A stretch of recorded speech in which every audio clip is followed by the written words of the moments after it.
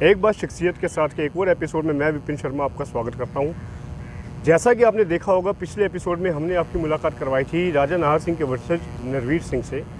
कुंवर नरवीर सिंह तेवतिया ने कई मुद्दों पे अपनी बात रखी, अपने विचार रखे, और आज के इस एपिसोड में भी वो कई मुद्दों पर अपने विचार, अपनी जो भी उनकी मान्यता है उसको वो व्यक्त करेंगे। तो देखते हैं और सुनते हैं नरवीर सिंह तेवतिया को एक बात शख्सियत के साथ के इस एपिसोड में। लॉर्ड मैकाले एक आए थे जिन्होंने यहाँ की जो हमारी एजुकेशन सिस्टम है उसको एक नया आयाम दिया था। मैं अगर सारी उनकी नीतियों पे जाऊँगा तो बहुत समय लग जाएगा। जी बिल्कुल, मैं मोटी मोटी बात करता हूँ। उन्होंने यहाँ की जो शिक्षा पद्धति है उसको इस तरीके से करा क्योंकि उनको राज करने के लिए गुलाम चाहिए होते थे, और उन्होंने शिक्षा पद्धति इस तरीके से बनाई यहाँ पर जिससे कि हर आदमी बच्चों को पढ़ाना तो चाहेगा, लेकिन पढ़ने के बाद वो ये कोशिश करता है कि उसको कहीं नौकरी मिल जाए। अपने व्यापार, व्यवसाय या खेती की बात नहीं सोचता कोई, क्योंकि उसे ऐसा लगता है कि नौकरी सबसे ज़्यादा अच्छी चीज़ है, एक सेफ जोन है अर्निंग का, करेक्ट, आय का। करेक्ट, बिल्कुल सही आपने कहा।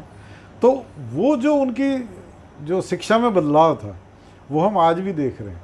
आज आप देखेंगे, किसी भी बच्चे को देखें, वो पढ़ रहा होता है, किसी से भी पूछें क्या करेगा तो वो ये बताएगा कि मैं तो नौकरी करूँगा, मैं तो ये करूँगा। कोई भी ये नहीं कहता कि मैं बड़ा होकर किसान बनूँगा, बड़ा होकर व्यापारी बनूँगा, बड़ा होकर मैं कोई फैक्ट्री लगाऊँगा, ऐसा कोई नहीं बोलता। फिर मेंटालिटी शुरू से ही यानी उसके अंदर की भावना भर दी जाती है। देखिए, मैं यही तो कह रहा हूँ, ये शिक्षा पद्धति का ही तो प्रभाव है कि बचपन से जो छोटापन है वहीं से अगर आपकी भावना ऐसी बन गई है तो आप कैसे बदलेंगे उसको। अभी अगर मैं कॉन्वेंट के बारे में कुछ बोलूँगा तो शायद हो सकता है बहुत लोग इस बात को करें, क्योंकि कॉन्वेंट एजुकेशन हमारे यहाँ पर नहीं थी। बिल्कुल गुरुकुल परंपरा थी जी, वहाँ से हम लेके आए हैं। और कॉन्वेंट में कौन लोग पढ़ते थे मुझे बताने की आवश्यकता नहीं है। जी, सबको पता है इसके बारे में, क्योंकि वहाँ पर जो समाज की व्यवस्था है वो बिल्कुल अलग है। पहले वहाँ पर जो लड़का और लड़की साथ रहते हैं, अगर उनको ठीक लगता है तो शादी करते हैं। हमारे यहाँ ऐसा नहीं है। हमारे यहाँ तो जिसने, हमारे बड़ों ने जो तय कर दिया हम उसको मानते हैं, और हम ये मानते हैं कि सबका विकास एक तरीके से है, तो क्यों नहीं वो कामयाब होती हैं वो शादियाँ। आप आज भी देखिए, हमारे देश में जितनी शादियाँ कामयाब होती हैं उससे 1/4 कामयाब होती हैं दूसरे वेस्टर्न कंट्रीज़ के अंदर, पश्चिमी देशों के अंदर। वहाँ तलाक लेना तो महज इस तरीके से जैसा आप होटल में खाना खाने चले गए हों। किंतु तेवतिया जी, आजकल पाश्चात्य संस्कृति का अनुसरण करते हुए आपको ही पता होगा कई तरह की विसंगतियां समाज में आई हैं, जिनमें से लिव इन भी एक है। मैं वही तो कह रहा हूँ, ऐसी कुछ विसंगतियां पैठ बना रही हैं समाज में। देखिए, मैं वही बात कह रहा हूँ, मैं आपको वही तो बताना चाह रहा था। मैं बहुत लंबा ये हो जाएगा इंटरव्यू आपका, लेकिन मैं बताने से रुकूंगा नहीं। आप लिव इन को भी जायज़ कर रहे हैं, लेकिन उसका रिजल्ट भी तो आपके सामने आ रहा है। हम लोग मेंटली तैयार नहीं हैं, हम इतने विकसित अभी नहीं हुए हैं कि उन चीज़ों को समझ पाएँ जी, जिसकी वजह से आज के दिन ये जो अदालत में इतने मुकदमे चल रहे हैं, किस बात के चल रहे हैं। जो भी पढ़ लेता है उसको इतनी इंडिपेंडेंसी चाहिए होती है कि उसके लिए अपना जीवन ही महत्व नहीं रखता। क्या आज़ादी का मतलब ये है कि आप अपने जीवन साथी को भी छोड़ दें? क्या आज़ादी का मतलब ये है आप अपने परिवार को छोड़ दें? क्या आज़ादी का मतलब ये है कि आप अपनी संस्कृति को छोड़ दें? नहीं, बिल्कुल भी नहीं। मैं नहीं मानूंगा इस बात को। इन सब के रहते हुए भी तो हमारा देश आगे चल रहा था। वो जो पद्धतियाँ पहले तय की गई थी, जिनको संस्कार हम बोलते हैं, और वो हमारे इतने रिच थे, उनको देख के आज भी पश्चिमी देश तो जिसको बोलते हैं ना कि हतप्रभ रह जाते हैं। क्या इस तरीके से भी जीवन होता है? और मैं आज आपको दावे के साथ कह सकता हूँ कि जिस तरीके से हमारे यहाँ पर संस्कार में परिवार चले हैं वो आज भी शिखर पर है।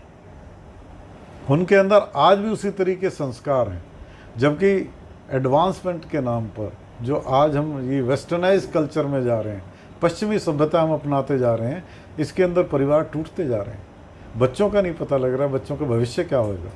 और नतीजा ये हुआ है कि शुरू से ही हर आदमी या हर बच्चा जो यहाँ पर पढ़ता है, लिखता है, बड़ा होता है, उसकी नज़र में सिर्फ ये रहती है कि मुझे नौकरी करनी है, इससे ज़्यादा कुछ नहीं करना। नाहर सिंह क्रिकेट स्टेडियम, अंतर्राष्ट्रीय क्रिकेट स्टेडियम फरीदाबाद हरियाणा की पहचान है जी। काफ़ी यहाँ पे मैच हुए। आखिरी मैच 2006 में हुआ था जी जी उसके बाद से कोई मैच नहीं हुआ और अभी स्टेडियम का जो है रेनोवेशन चल रहा है, जी। पुनर्निर्माण का कार्य चालू है। उसकी जो हालत है, काफ़ी समय हो गया इस कार्य को चलते हुए, उसके ऊपर आप क्या कहना चाहेंगे, क्योंकि संबंध तो राजा नाहर सिंह के नाम का वहाँ भी आ जाता है। देखिए मैं बताऊं, शुरू में जब ये स्टेडियम बनाया था, फरीदाबाद के अंदर बहुत सख्त ज़रूरत थी और कोई भी ऐसी जगह नहीं थी। इस स्टेडियम को मयूर स्टेडियम का नाम दिया गया था। बिल्कुल जी जी। आप जैसे बुद्धिजीवी जो राजा साहब से जुड़े हुए थे और जो चाहते थे कि राजा साहब के नाम से कोई तो ऐसी चीज़ बने, जिसमें हम भी शामिल थे, हमने सरकार पर दबाव बनाया कि कम से कम इस स्टेडियम का नाम ही राजा साहब के नाम रख दिया जाए। जी। मैं शुक्रिया अदा करना चाहूँगा कि सरकार को ये थोड़ा सा आभास हुआ और इस जगह का नाम राजा नाहर सिंह स्टेडियम कर दिया गया।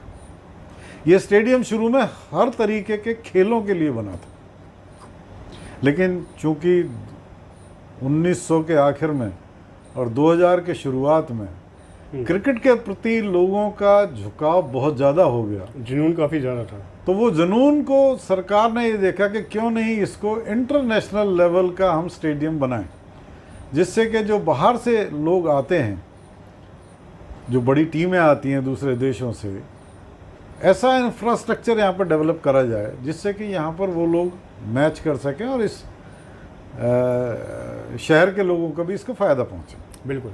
तो इसको, ये जो परियोजना थी, ये शुरू में तो 3 साल के लिए शुरू हुई थी कि किसी तरीके से इसको क्रिकेट स्टेडियम बना जाए, इंटरनेशनल जो स्टैंडर्ड होता है, जो नॉर्म्स होते हैं उसके हिसाब से। लेकिन आज के दिन हालात देख के लगता है ठीक है, काम तो चल रहा है, लेकिन बिल्कुल चींटी की गति से चल रहा है। जिस हिसाब से चींटी की गति होती है वो ही है, और लिहाजा ये मुझे नहीं लगता कि अभी कई साल तक वो काम पूरा हो पाएगा। हालांकि जब टेंडर दिए जाते हैं उन सब के अंदर समय सीमा तय होती है, आपकी सारी चीज़ें होती हैं, लेकिन आप समझ सकते हो कि हमारे यहाँ जो जिस तरीके का तालमेल अफसरान और ठेकेदारों में होता है, उसकी वजह से अभी तक ये काम पूरा हुआ नहीं है। फिर भी हम ये उम्मीद करते हैं जितनी जल्दी अगर सरकार इसका संज्ञान ले, जितनी जल्दी ये बन के तैयार हो, इस शहर के वासी भी इसका लुत्फ़ उठा पाएँ।